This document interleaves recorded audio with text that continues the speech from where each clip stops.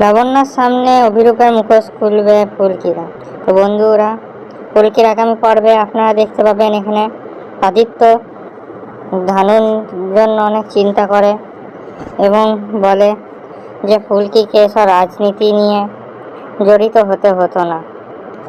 তখন তামার বলে যে আদিত্য, দেখো তুমি এসব নিয়ে জীবনে পড়নি, ওই জন্য তোমার এরকম মনে হচ্ছে।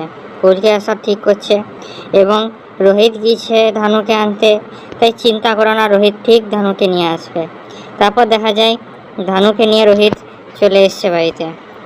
ধানুকে দেখে আদিত্য অবাক হয়ে যায় এবং ধানুর কাছে গিয়ে জিজ্ঞেস করে, ধানু তোমার কি হয়েছিল? তখন রোহিত বলে, ধানু আমি বলছি। তখন ধানু কাঁদতে লাগে এবং রোহিত বলে যে ধানুকে অপহরণ করা হয়েছিল। সেটা শুনে আদিত্য চমকে ওঠে। তখন ধানু বলে যে দেখলে দাদা, আমার লাগছিল আদিত্য মানবে না, আমার কথা বিশ্বাস করবে না। তখন রোহিত বলে, কেন? আদিত্যকে মানতে হবে এবং বিশ্বাস করতেই হবে তোমার উপর। তখন আদিত্য বলে, না দাদা, তুমি যেটা ভাবছো সেটা নয়। আমি এটা ভাবছি যে আমি আমার স্ত্রীকে তো ভালোবাসি এবং বিশ্বাস করে, কিন্তু এইটাই হচ্ছে মেন প্রবলেম যে আমি তাকে রক্ষা করতে পারলাম না। তাকে যে অপহরণ করে নেওয়া হয়েছিল এবং এত বাজে জায়গায় নিয়ে যাওয়া হয়েছিল, আর আমি তাকে বাঁচাতে পারলাম না। আর রাজমহলের কত নাম খারাপ হবে। তখন রোহিত বলে, এতে রাজমহলের নাম খারাপ হয়ে কিছুই নেই, তুমি নিজেকে সামালো, তাহলেই সব ঠিক হবে। তারপর দেখতে পাই রোহিত ফুলকিকে ফোন করে এবং ফুলকিকে সব খবর জানায়। তখন ফুলকি সেটা শুনে চমকে ওঠে এবং প্রচুর রাগ হয় এবং বলে, আমি ওদেরকে ছাড়বো না। তখন রোহিত বলে, ফুলকি তুমি তোমার মাথা শান্ত করো, আমাদেরকে কালকে মনোনয়নপত্র জমা দিতে হবে এবং মন্ত্রীটাকেও ছেড়ে আসতে হবে।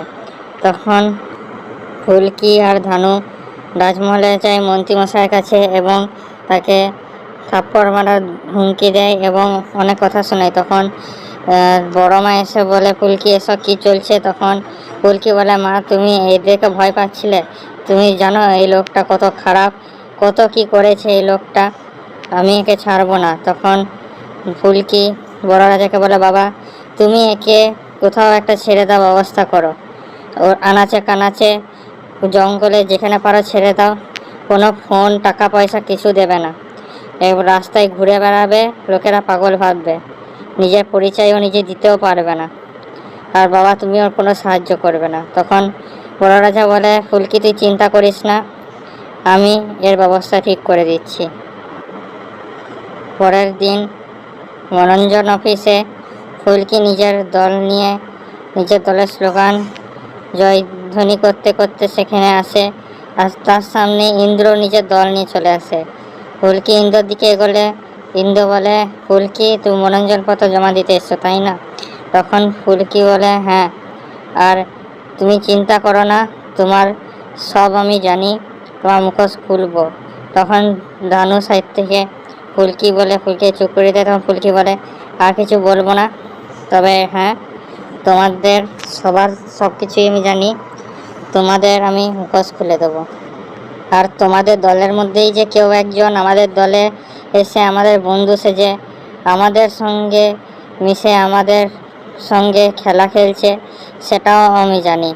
সেটা শুনে ইন্দ্র চমকে ওঠে এবং অভিরূপের দিকে রাগে রাগে তাকাতে থাকে। তখন ফুলকি আর রোহিত সেটা লক্ষ্য করে এবং ফুলকি রোহিতকে বলে যে, দেখলেন স্যার, ইন্দ্র এইখানে অভিরূপকে ওরকম রেগে রেগে তাকাচ্ছে।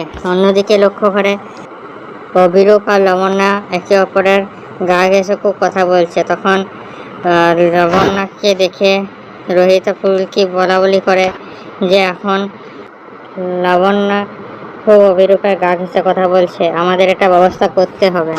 তখন ফুলকি গিয়ে লাবণ্যাকে বলে যে তুমি আবার অভিরূপের সঙ্গে কথা বলতে লেগে গেলে। তখন রুদ্র মনে মনে ভাবে যে আমাকে বাঁচতে থাকতে হবে এবং আমার ঢাল হবে এই লাবণ্যা।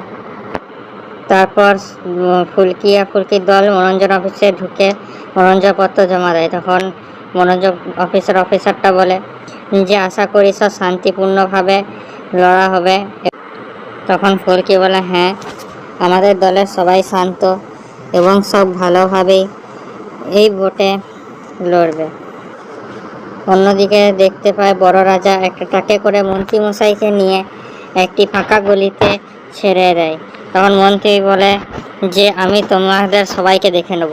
তখন বড় রাজা বলে, এখন আপনি নিজেকে দেখুন মন্ত্রীমশাই, আপনার খিলাফ এত আমাদের কাছে প্রুফ আছে যে আপনি কোথায় গিয়ে অবস্থান করবেন আপনি নিজেও জানেন না। তারপর সেখান থেকে চলে যায়। তখন মন্ত্রী একটা অটোকে দেখতে পেয়ে তাকে দাঁড় করার চেষ্টা করে। তখন অটোওয়ালা বলে, আমি আপনাকে নিয়ে যেতে পারবো না। তখন অখিলেশের অনেক রাগ হয়। অন্যদিকে কয়েকটা ব্লগার ঘুরে বেড়াচ্ছিল, তারা সেখানে অখিলেশকে লক্ষ্য করতে পেরে তার কাছে এসে বলে, আপনি অখিলেশ মন্ত্রী তাই না? তখন অখিলেশ বলে, না, আপনারা ভুল করছেন, আর আপনারা ছাড়ুন আমাকে, ভিডিও করা বন্ধ করুন। তখনই দুর্য সেখান দিয়ে বেরোচ্ছিল এবং অখিলেশকে দেখে সেখানে দাঁড়িয়ে যায় এবং বলে যে মন্ত্রীমশাই এখানে, এবং একটা মিষ্টি প্যাকেট করে অখিলেশের কাছে গিয়ে বলে যে স্যার আপনি এখানে কি করছেন? তারপর একটা অটো ধরে অখিলেশকে চাপিয়ে যেতে থাকে। তখন অখিলেশ বলে যে আমি ওই মেয়েটাকে ছাড়বো না। তখন দুর্য বলে যে স্যার আপনাকে কিছু করতেই হবে, পুলিশে গিয়ে বলতেই হবে, ফুলকির অনেক সাহস বেড়েছে। তখন অখিলেশ বলে যে কী করে পুলিশকে বলবো, ফুলকির কাছে সকল প্রমাণ আছে যে আমি ওর বাবাকে কিডন্যাপ করেছিলাম। অন্যদিকে ফুলকি আর রোহিত অভিরূপকে কিছু বলতে যায়। তখন ফুলকি রোহিতকে বলেন যে স্যার একটু আসুন, কিছু কথা আছে। তখন সাইডে গিয়ে ফুলকি আর রোহিত কিছু কথা বলি করতে থাকে। তখন রুদ্র মনে মনে বলে যে এরা মিয়া বিবিটা কী কথা বলি করছে, কিন্তু আমাকে রেগে রেগে তাচ্ছিল, সেটা লক্ষ্য করে নেয়নি তো? এরা নিশ্চয়ই কিছু একটা করবে, আমার লাগছে। অন্যদিকে ফুলকি রোহিত বলাবলি করে যে লাবণ্যা খুব অভিরূপের কাছে চলে যাচ্ছে এবং আমাদেরকে খুব শীঘ্রই অভিরূপের মুখোশ সবার সামনে খুলতে হবে। আর ফুলকি তখন বলে যে আমি কালকেই ওর মুখোশ খুলে দেবো। তো কী লাগছে বন্ধুরা, কালকে কি অভিরূপের মুখোশ সবার সামনে খুলতে পারবে? ফুলকি বলুন আমাদের কমেন্টে। আমাদের ভিডিওটা লাইক করুন, আমাদের চ্যানেলটা সাবস্ক্রাইব করুন এরকম আরও আপডেটসের জন্য।